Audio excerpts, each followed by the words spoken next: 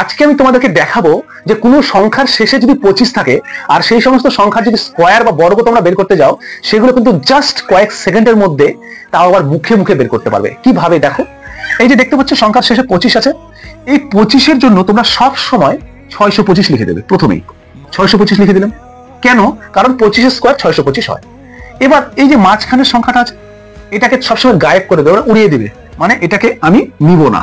তাহলে ওটাকে যদি না নিই তাহলে কত হলো সংখ্যাটা? 15 হলো। এই 15টাকে কি করবে? প্রথমে যে সংখ্যাটা থাকবে সেটাতে গুণ করবে। তাহলে 15কে 1 দিয়ে গুণ করলে কত হয়? 15কে 15। আমার হয়ে গেছে কি সমাধান।